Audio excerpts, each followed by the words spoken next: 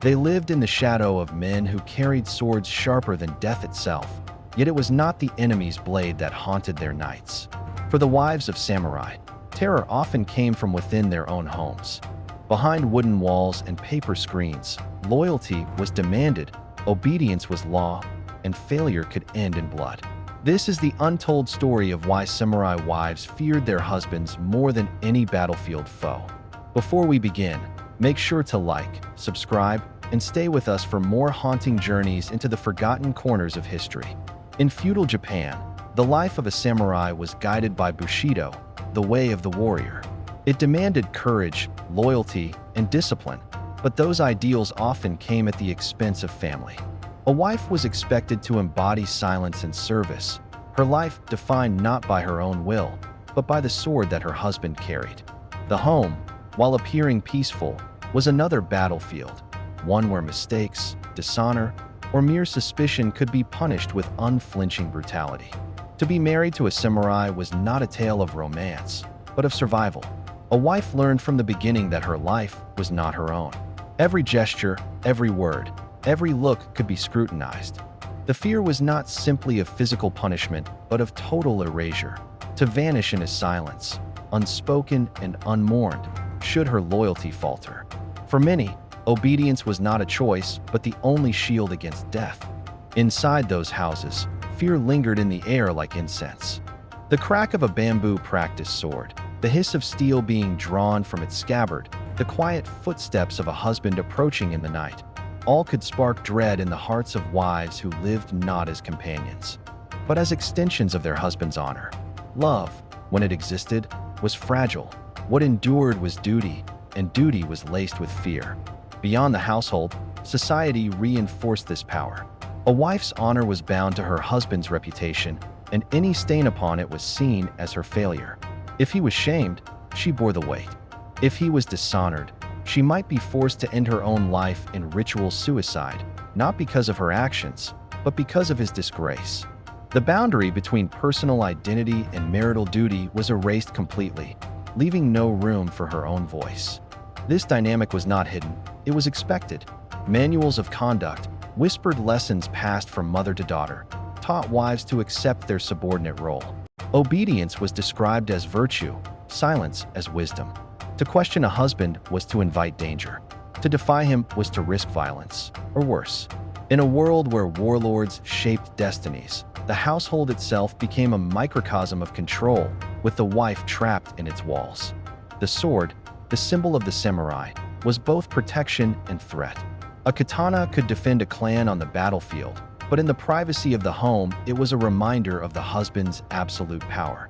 For some wives, the sight of the blade glinting in the firelight was not reassurance, but a warning.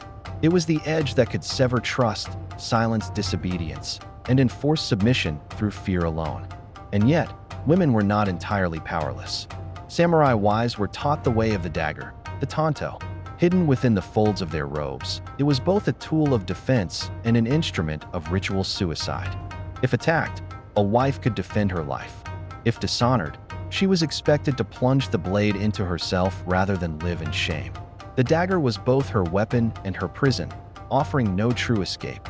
The practice of jigai, female ritual suicide, haunts these histories.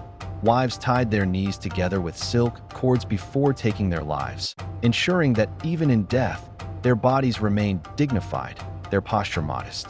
It was a final act of obedience to a husband's name, one last sacrifice to the suffocating demands of honor.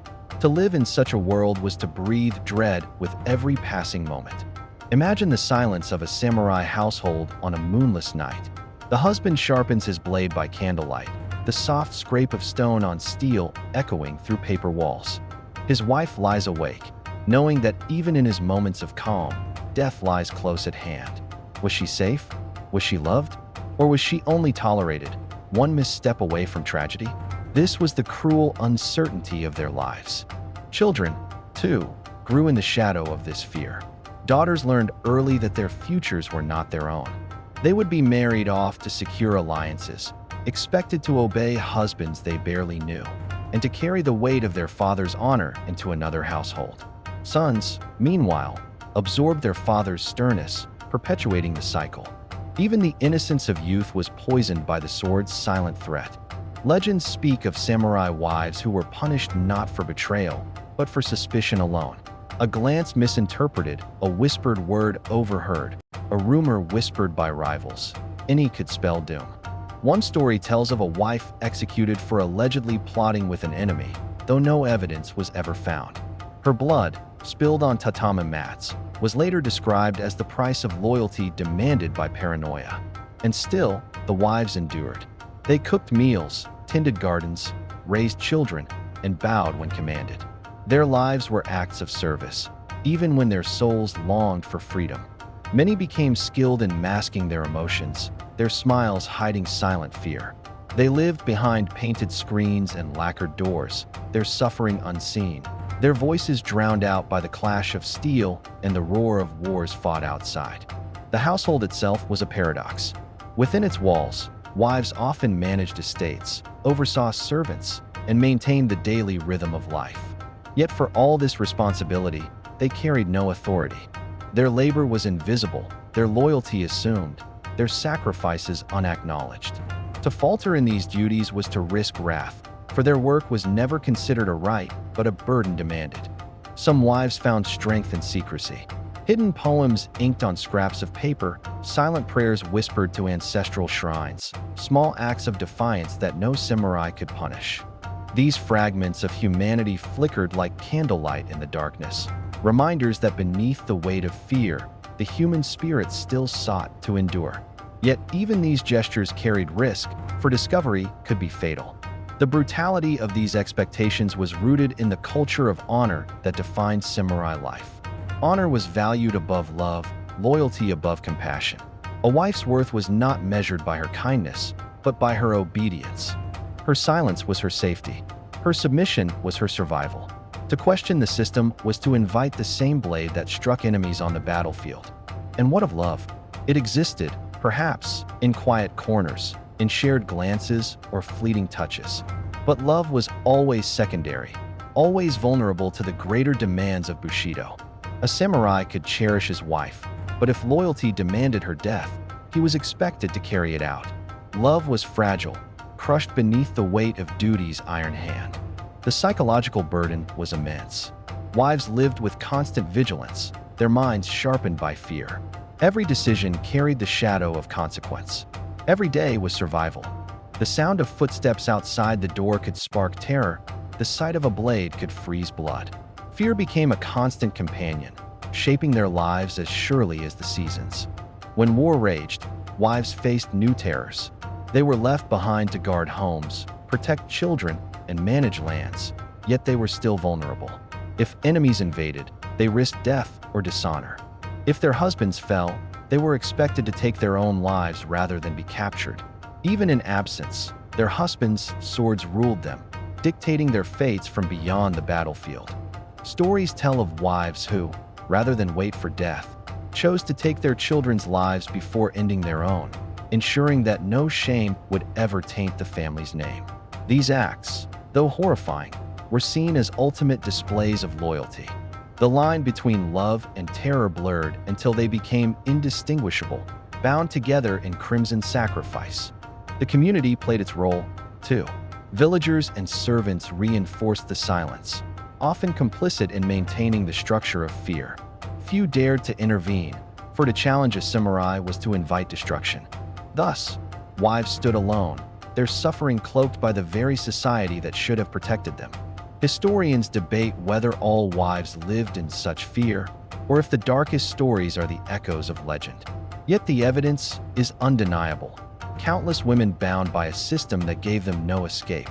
Whether through dagger, sword, or silence, their lives were shaped by a code that demanded sacrifice, even when it destroyed them. Some wives, however, became legends in their own right. There are tales of women who fought beside their husbands in battle, who wielded swords with as much skill as any warrior. But even these heroines could not escape the weight of expectation. Their valor was praised, but their obedience was still demanded.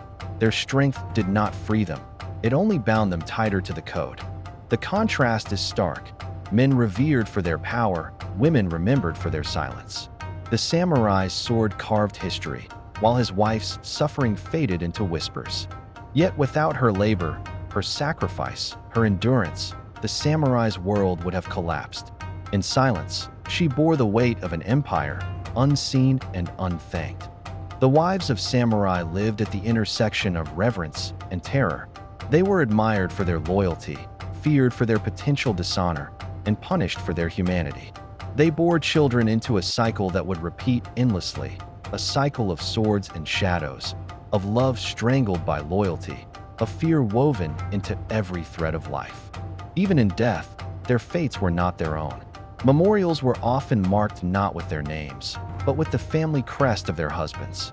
Their individuality dissolved, their sacrifices unspoken. Their stories lingered only in whispers, carried by time, their voices lost beneath the clash of steel. And so the wives became ghosts in history, not the kind that haunt castles, but the kind that haunt memory. Their presence is felt in the silence of records, in the absence of names, in the shadows of honor-bound stories. They remain unseen, yet they shape the world with their invisible endurance. What remains today is both history and warning. The samurai way is remembered as noble, disciplined, and heroic, but it carried a darkness within its homes. The women who lived under it were not merely companions but captives, bound by expectations sharper than any blade. To tell their story is to peel away the myth and see the wound beneath. The legacy of fear endured long after the age of samurai ended.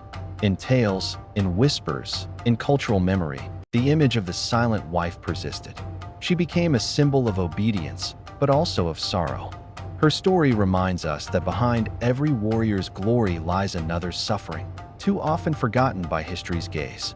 And so we return to the question, why did samurai wives fear their husbands more than enemies? Because enemies came from outside, visible and known. But fear within the home was invisible, constant, and inescapable. The battlefield could end in death, but marriage to a samurai was a lifetime of dread, with no victory to be won. In the end, the tale of samurai wives is not one of villains and victims, but of a system that demanded blood from all who lived within it. The sword was not just a weapon, it was a shadow, one that stretched into every corner of life. For the wives, it was not war that terrified them most, but the silence of their own homes. And that silence still echoes, urging us to remember their unseen suffering.